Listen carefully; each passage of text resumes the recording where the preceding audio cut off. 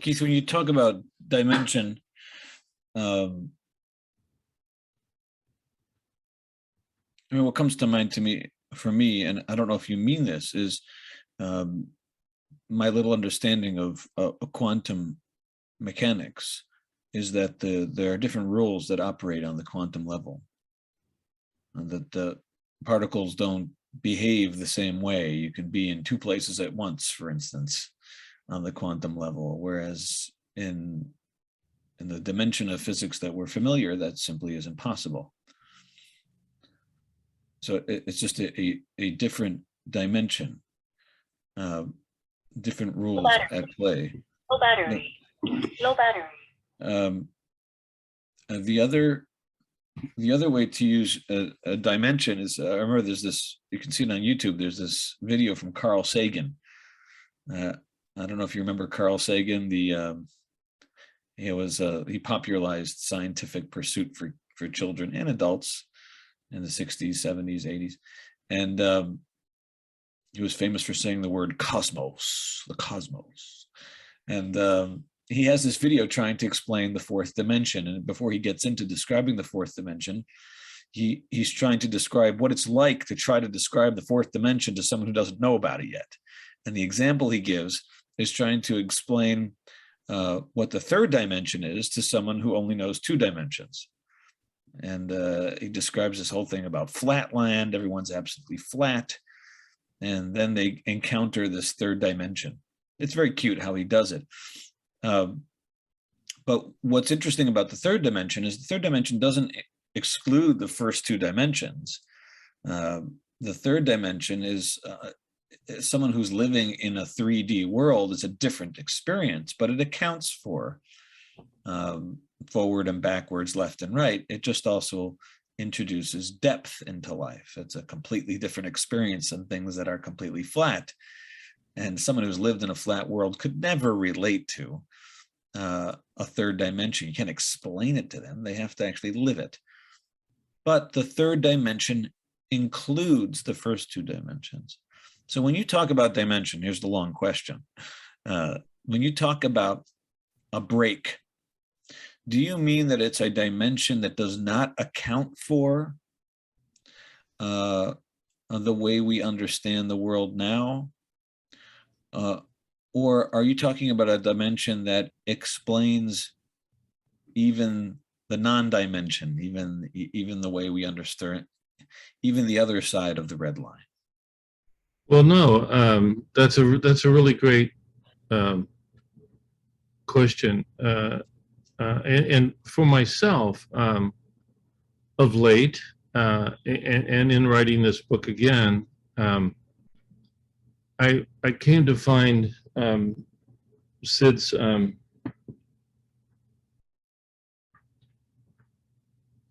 words, and he said it really simply in the last chapter of The Enlightened Gardener Revisited. He says that it covers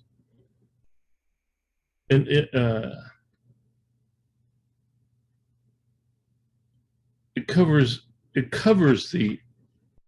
covers all these sciences, covers all sciences. The principles cover all sciences, all religions, all psychological beliefs, all concepts, all human behavior. It covers it. It is a single universal law that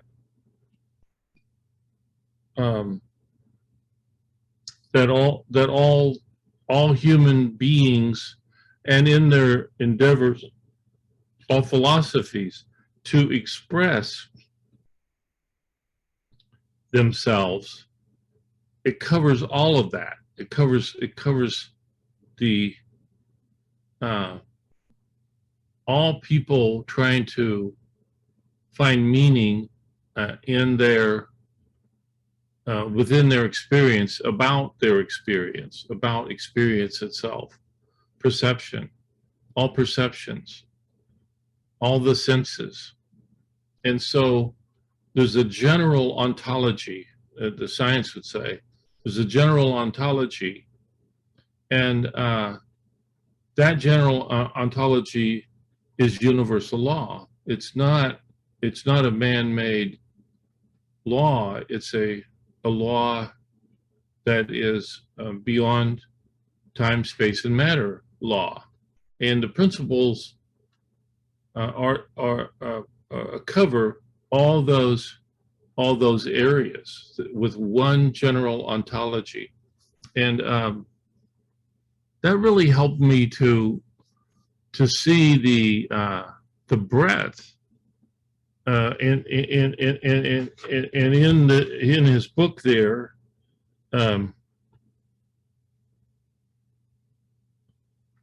He says, God is the energy of all things, whether in form or formless. I'm sure in all the reading and traveling you have done, this is the character Andy talking. You had heard people say, I am that which I seek, meaning I am the same energy that I seek. We are one. This I can tell you. Once you start talking about the world of formlessness, the laws of physics start to break down and are no longer applicable. And then he says, I'm jumping ahead a little bit. You guys read this if you would. It's on page, starting in the 160s, I think it's the last chapter of Enlightened Gardener Revisited. And then Sid writes the character Andy saying, haven't I told you again and again that the three principles of mind, consciousness, and thought cover all sciences, all psychological beliefs, all philosophies, all religions, and all human behavior? One of the characters thinks to herself, until this point, I thought Andy was only trying to link them to psychology. And with a sudden sense of shame, I realized why Andy had once said to us that the three principles weren't only for the chosen few, meaning the field of psychology, but for everyone. She says, Andy, you're blowing my mind. Again, I'm just starting to see the applications are never ending, which pertains to why, by the way, we put on the implications, not applications. The applications are never ending. The implications are of another order. Andy smiled at Janet's remark. This I can tell you, love. If you've ever had the good fortune to discover the true nature of the three principles, that's when your search for the knowledge of the very essence of your profession will bear fruit. That is when you will understand the correlation between mind and soul. Or being psychologists, you could say finding the correlation between mind and psyche.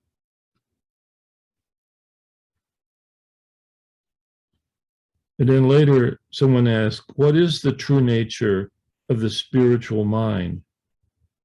Andy looked into my eyes, once again, seeking a spark of comprehension as he replied, there are many names you can call it, the spiritual mind, divine mind, or if you prefer, universal mind, is God. Again, I tell you, God is the energy of all things, whether in form or formless.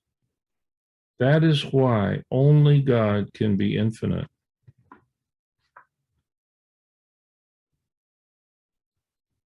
Infinity has nothing to do with time, space, or matter. Infinity is not a quantity.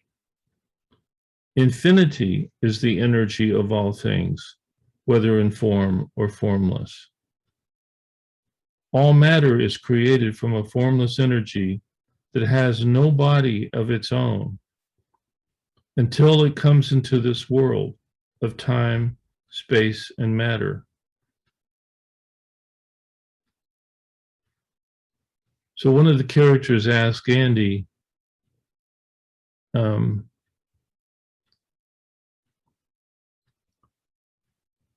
he says he's read that, hold on a second. Would you like to put,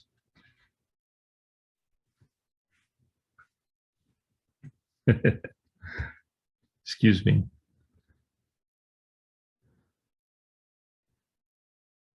And true self, what someone asked him, is that what you're talking about, true self? And Andy replies, that is exactly what I'm talking about. When the true self is realized, then the great awakening takes place within the consciousness of a human being. When I looked over at Janet, she was weeping quietly. Then Andy gathered her into his arms and held her, soothing her, telling her he knew she was a beautiful human being.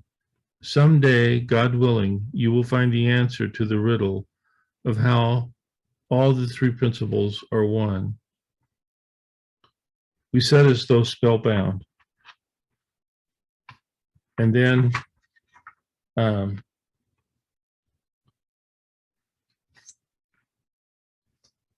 that's the end of the story. Now there's a third book that's been written that no one has seen yet. And I can't wait to see it because it's going to carry on. It's going to be deeper somehow. I don't know how you get any deeper than this, but that really helped me to see this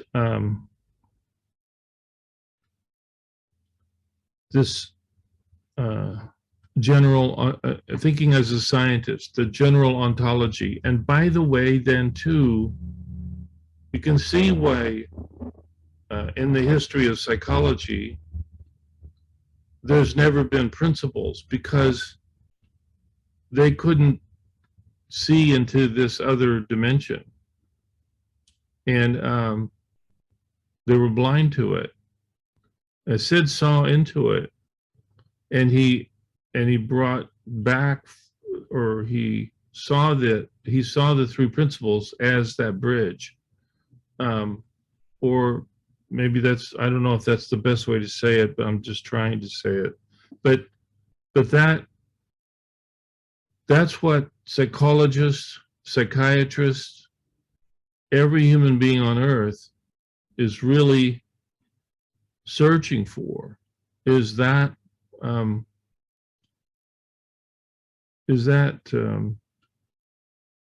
divine connection and that true self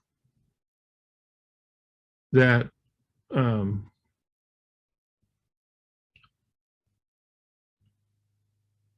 it stops the intellectualization and starts the honoring of wisdom, or the listening, or the emptying out of limitations. That is the bane of human existence, because that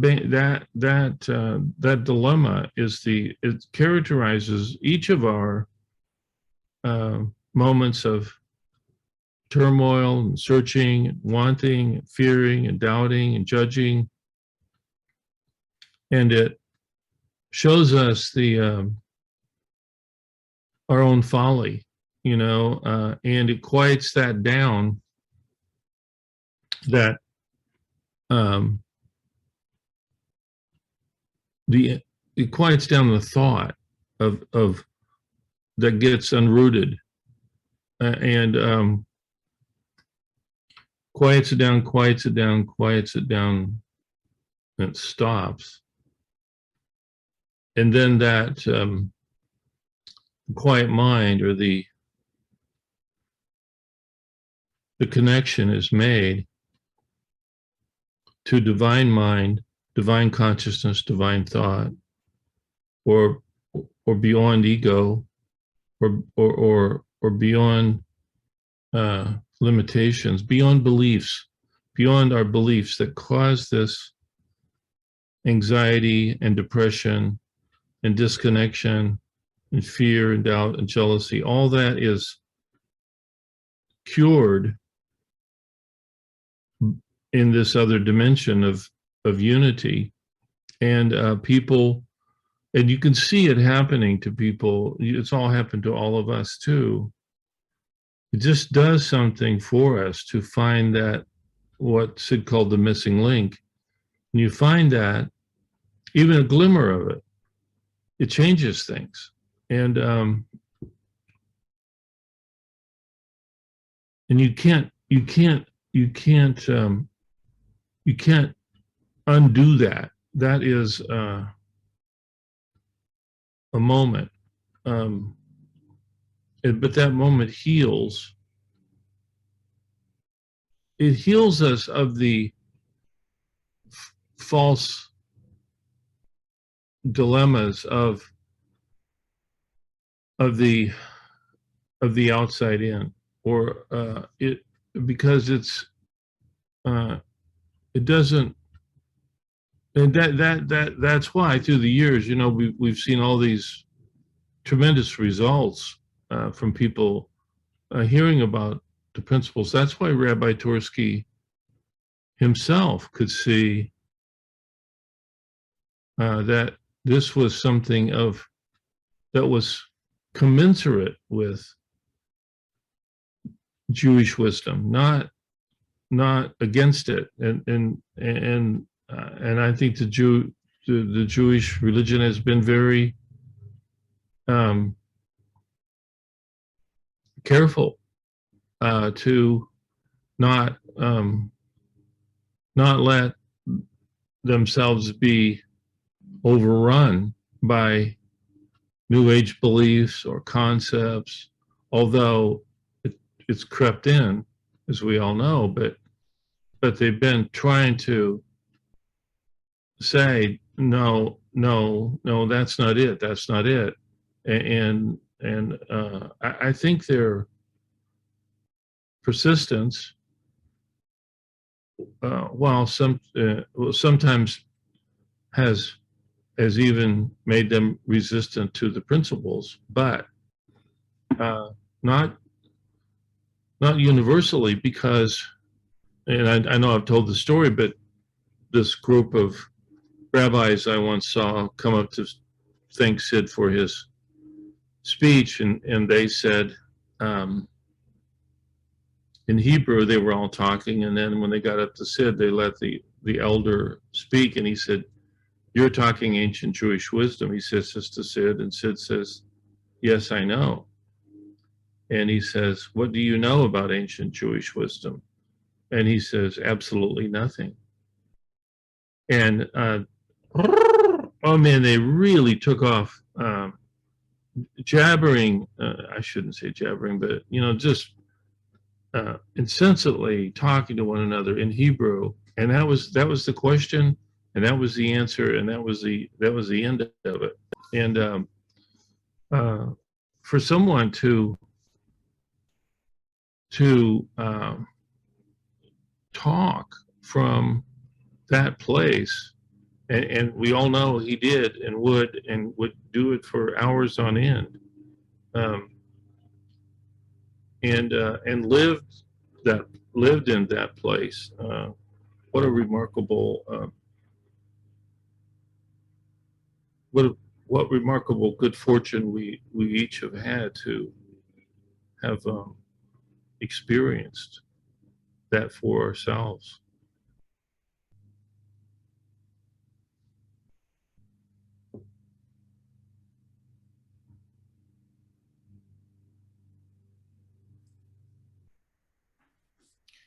And that was remarkable, Keith.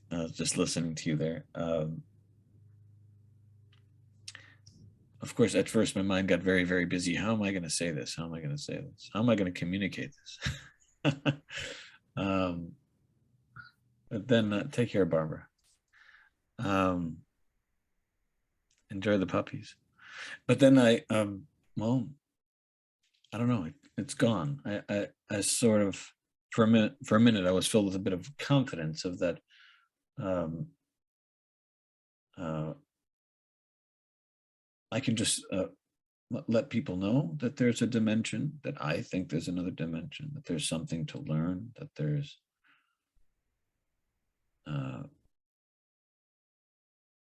something deeper, and whatever that yields, it yields. Of course, it doesn't really yield anything at all, but whoever has insight into that direction will look. And there's, I found that comforting. So thank you. You're welcome. Can I say one other thing? This may be of help or may not, but you can not only say you think there's another dimension, you can say, I know there's another dimension. And when you say that, you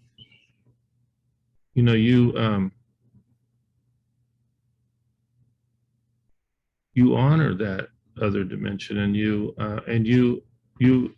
identify with it not as an intellectualizer, but as a prophet, or as a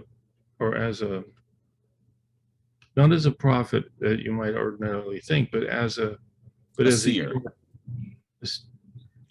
A seer. Yeah, you become, and you're in our own humility about that, because that's not a place we ordinarily would step into, but it's actually open to us to do so. Just even a glimmer of this as a fact will turn everything, your whole world, inside out. Now, does that mean you're perfect? Of course not. Does that mean that you don't you may doubt that dimension, but it won't be forever that you'll doubt it, because you've seen something that is undoubtable, that's constant, that's not of this world. And you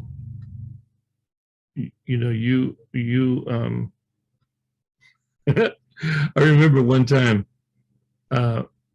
we'd been listening to Sid and bringing him to seminars and putting him on some pedestal, etc. And he said, in the middle of it, after his introduction, he said, okay, now I want you guys to talk. And I remember George Pransky said, you want us to talk about the principles? And he said, yeah. And George said, well, I've always considered that to be your department. This is not our department. This is not, we don't belong on that platform. We're not the same as you. And Sid said, yes, you are. And you have to do it. And it really sobered us, the group that he was turning over the reins to, so to speak. And it was kind of a moment, of like, wait a minute here. I didn't know that was going to be asked of me, but it was the beginning of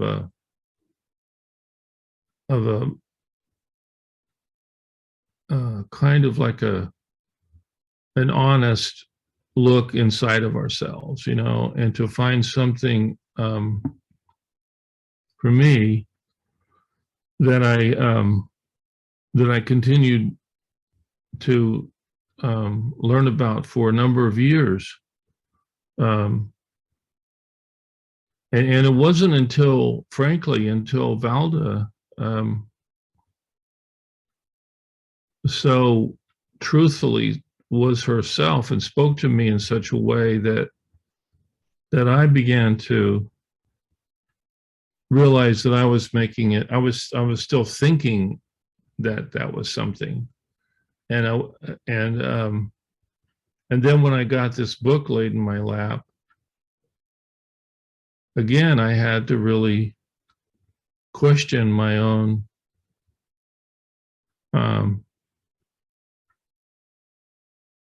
misunderstandings, and I went back to the original. For me, I went back to the original things that Sid had said. I combed over the material again and again and again, and then at some point, it just clicked that. And for me, it was when I heard him say, "I wouldn't even consider trying to figure this out." That would get me right back into the hell again. And I thought, whoa. So he knew what that, he says, "I know what this is, but I wouldn't even consider trying to figure it out." Well, that, for some reason, that just stunned me. That was the form for you. That's how it showed up for you. Yeah. Yeah. Yeah. Well, And it was the puncture of the doubt, or the intellectualization. It was the rupture of that even being